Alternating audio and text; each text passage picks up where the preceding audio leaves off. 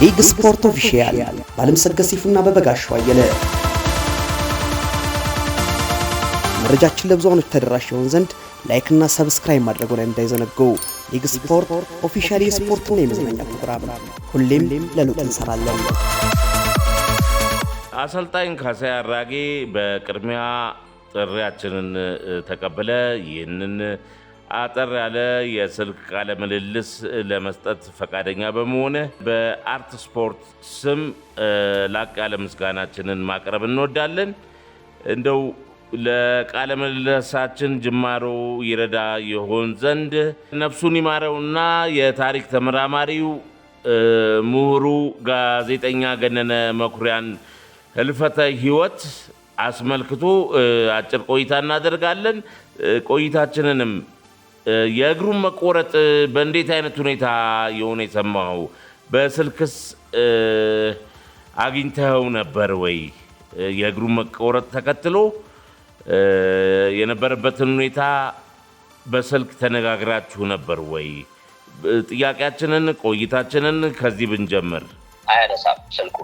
ኦኬ። በኋላ ቀጥታ ብድግ ብዬ ወደ ቤት ሄድኩ። እነሱ ያው አስቴር ባለቤቱን ስለምግባባት እሷን አስጠራኋት። መጣች። ያው ሰላም ከተባባልን በኋላ ከእሷ ጋር እንደዚህ አይነት ነገር ሰምቼ ነው እና ምንድን ነው አንደኛው እውነት ነው ወይ የሚለው ነገር ነው። ትንሽ ሲሪየስ የሆነ ከበድ ያለ እንትን ላይ ነው። እንደዚህ አይነት ነገር ሰምቼ ነው እና ምንድን ነው እውነት ነው ወይ ብደውል ስልኩን ያነሳልኝ ይችላል። አዎ አሞታል ግን አሁን ደህና ነው። እግዚአብሔር ይመስገን ትንሽ ለውጥ አለው። ግን ያው የሕክምና ባለሙያዎቹ ብዙ ያው ሰው እንዳይበዛ ምናምን ስላሉ ነው እንጂ ደህና ነው አሁን ለውጥ አለው ምናምን አለችኝ። ከዛ በኋላ እኔም ብዙ ፑሽ ማድረግ አልፈለኩም። ኦኬ በቃ እሺ ንገሪው፣ እሺ ስልክ ያንሳልኝ፣ ስልክ እንዲያነሳልኝ ደውዬ ስልክ ስላላነሳልኝ የመጣሁት አልኳት። እሺ አለችኝ። በኋላ ምናልባት ከተመለሱ በኋላ የዛኑ ቀን ወይ በንጋታው መሰለኝ ስደውል አነሳልኝ። እንግዲህ ያው አስቴር ነግራው መሰለኝ ያው በእርግጠኝነት ነግራው ነው ብዬ ነው የማስበው። እና አነሳልኝ፣ አወራን ትንሽ ያው እንግዲህ ስለ ህመሙ ስለተፈጠረው ነገር አወራን። ከዛ በኋላ እዛም ላይ ብዙ አልቆየንም። ወደ ኳሱ ጉዳይ ነው የገባነው።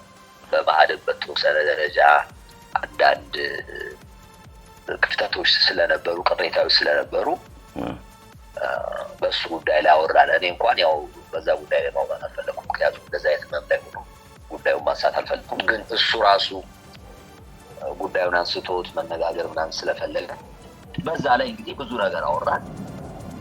በኋላ ከዛ በኋላ ሌላ ቀን ደግሞ በመሀል አይደው ነው እንግዲህ ከተወሰነ ቀን በኋላ ደወለልኝና የሆነ ሰው ማነው እባክህ ለሆነ ሰው የሆነ መድኃኒት እንዲገዛ ሊፈልጌ ነው፣ በሱ አካውንት ብር አስገባልኝ አለኝ። በጣም ትንሽ ብር ነው። እሺ አካውንት ነበሩ ላክልኝ አልኩት። ላከልኝና በዛ ሰው አካውንት ነበር ብሩን አስገባውለት። በኋላ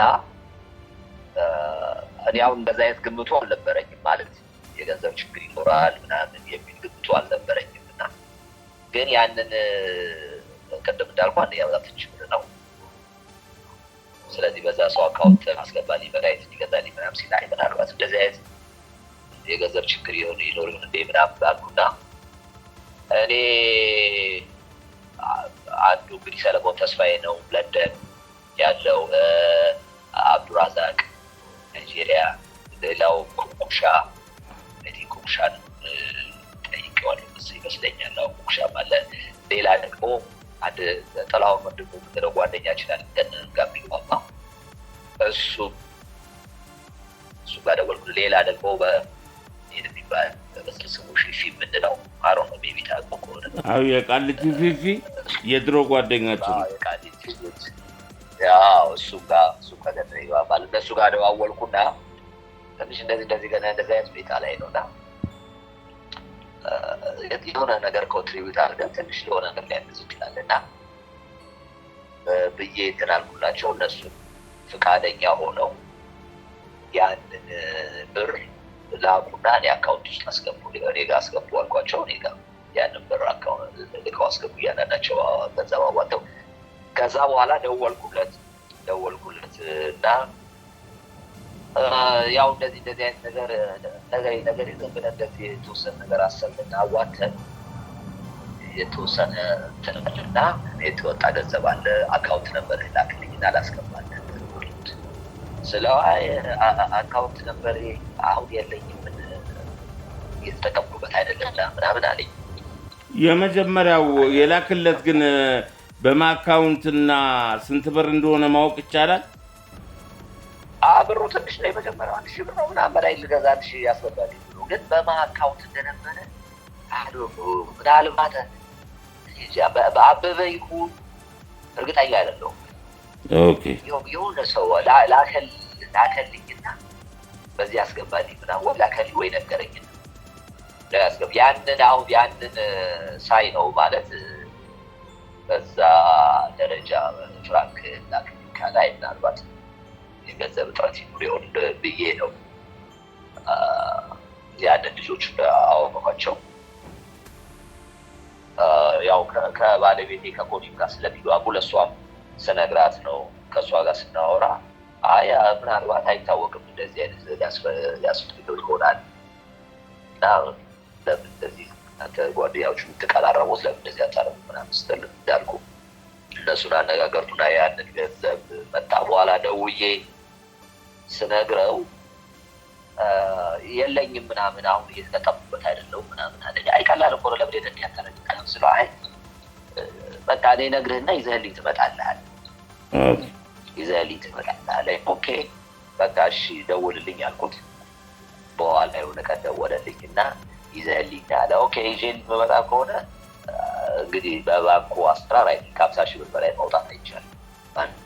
እንደዛ ነው የትኑና እንደዛ ነው ይዤልህ ልመጣ የምችለው አልኩትና ይዤለት የተወሰነ ወደ 40 ምናምን ሺህ ምክንያቱም የዛን ቀን እኔ ለራሴ ለግሌ ጉዳይ ወደ 44,000 ብር ምናምን እንደዚህ አውጥቼ ስለነበረ ሙሉ 50,000 ማውጣት አልቻልኩም። ወደ 46,000 እንደዚህ ብቻ አካባቢ ይዤለት ሄድኩ። ያው ቤት ሄድን። ቤት ገባሁ። እንግዲህ ያው ከጊዜ በኋላ ያን የተገናኘን ያው ገባሁ። ትንሽ እንግዲህ አንዳንድ ባለቤቱን ማስቴርን ባገኘኋት ትንሽ እንግዲህ ስለበው ምናምን እንደገና አወራን። ከዛ በኋላ ያው እንግዲህ አብዛኛው ጊዜ እንደምንለው ወደዚህ ወደ ጨዋታው ወደ አጠቃላይ ወደ ኳሱ ምናምን የተወሰኑ ነገሮች አወራን። ፋይናሊ ያንን ብር ሰጠሁትና በቃ ሄድኩኝ። ከዛ በኋላ እንግዲህ በመሀል ያው በስልክ እንገናኛለን፣ እንደዋወላለን። በኋላ የዛን ቀን እንግዲህ አሁን በኋላ እንግዲህ በሚዲያ በአንዳንድ ነገር ስሰማ ያው የዛን ቀን ከቤት ወጣ የተባለበት ቀን ማለት ነው። የዛን ቀን ስልክ ደወለልኝ። እኔ ደግሞ እዚህ ወደ መስቀል ፍላወር አካባቢ ነበርኩ። ይሄ ጥላውን የምልህ ጓደኛችን ካናዳ ያለው አሁን ቀደም እዛ አንዱ ኮንትሪቢዩት ያደረገው ያዋጣ ውስጥ መጥቶ አብረን ከሱ ተቀጥሮን አሸናፊ በጋሻውም ነበረ፣ ተስፋዬ ገብረጻዲቅ ተስፋዬ ደርግ ጓደኛችን እሱም ነበረ። ምሳ በልተን እዛ አካባቢ ነበር። እዛ አካባቢ ሻይ እየጠጣን ደወለልኝ። ሳይ የሱ ስልክ ነው። ከዛ የት ነህ ምናምን አለኝ። እዚህ አካባቢ ነኝ ያልኩት ቦታውን ነገርኩት። በቃ እዛ ከሆንክ እመጣለሁ፣ እዚህ ኒጌውን አካባቢ ነኝ እመጣለሁ፣ የተወሰነ ብር እፈልጋለሁ ምናምን አለኝ። ኦኬ አልኩና አይ ቲንክ እንግዲህ ያኔም ነው ወደ 40,000 ብር ይሁን ወይ እንደዛ ይመስለኛል ብቻ። በኋላ እኔም ቆይ ልጆቹን አንድ ጊዜ መጣሁ ብዬ ሄጄ ከባንክ ፍራንክ አውጥቼ ጠበቅኩት ገንዘቡን። በኋላ ያው ሲመጣ ደወለልኝ። እዛው በራይድ ነው የመጣው፣ ከመኪናም አልወረደም። ቱሊፕ ሆቴል ጋር እዛ ጋር ጠበቅኩት። መጣ። እዛው መኪና ውስጥ እያለ በገንዘቡን በፌስታል ምናምን አድርጌ ነበረ ሰጠው። ትንሽ አወራ። በቃ ደውላለሁ አልኩት። ወዴት እየሄድክ ነው ምናምን ስለው አይ እዚህ በቃ ደውላለሁ እዚህ ያለ ቦታ እየሄድኩ ነው አለኝ። ብዙ አላወራም። ኦኬ እሺ መንገድ ዳርም ስለነበር የቆመ መኪናው ሄደ። በቃ ሄደ። ከዛ በኋላ አይ ቲንክ ያ እንግዲህ ሐሙስ ቀን ነው ምናምን ነው መሰለኝ። ሐሙስ ቀን ነው። ግን የመጀመሪያውን 40,000 ብር ከሰጠው ቤት ሄደ በስንት ቀን ልዩነት ነው ብር የጠየቀ? እንግዲህ ምናልባት አሁን እሱ እርግጠኛ አይደለሁም፣ ግን ምናልባት 10 ቀን ምናምን ወይ ከዛ ብቻ ከ15 ቀን የሚበልጥ አይመስለኝም፣ ወይ ከዛ ያነሳል። ኦኬ። ሌላ ካስዬ ጊዮን ሆቴል ከማን ጋር እንደነበረ ነግረዋል? አልነገረኝም።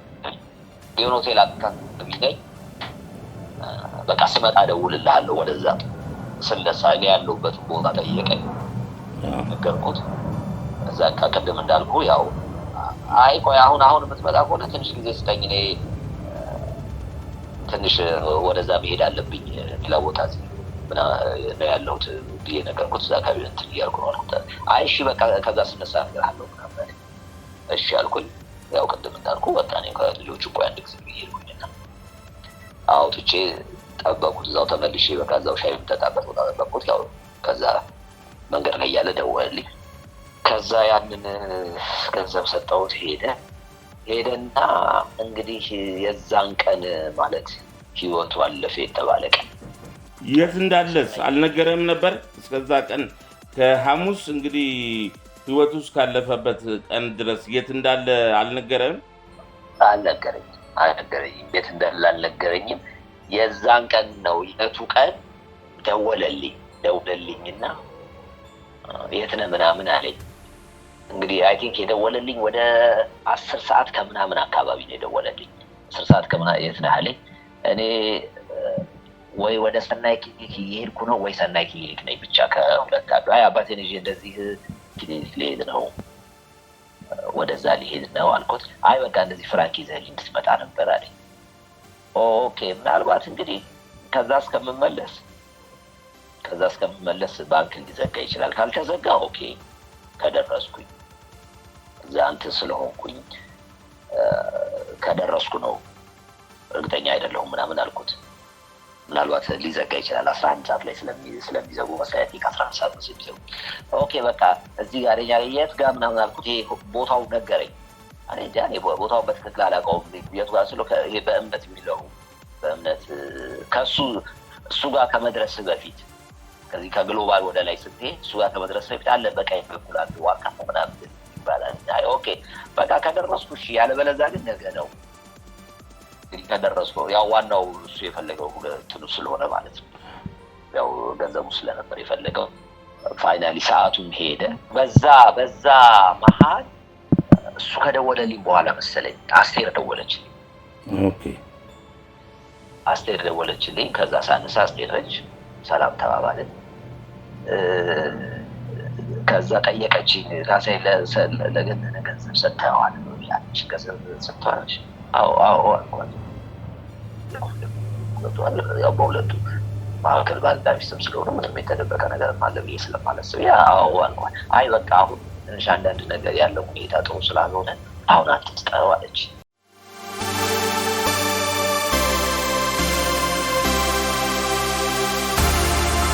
ሊግ ስፖርት ኦፊሻል ባለምሰገድ ሲፉና በበጋሻው አየለ። መረጃችን ለብዙዎች ተደራሽ ይሆን ዘንድ ላይክ እና ሰብስክራይብ ማድረጉን እንዳይዘነጉ። ሊግ ስፖርት ኦፊሻል የስፖርትና የመዝናኛ ፕሮግራም ሁሌም ለለውጥ እንሰራለን።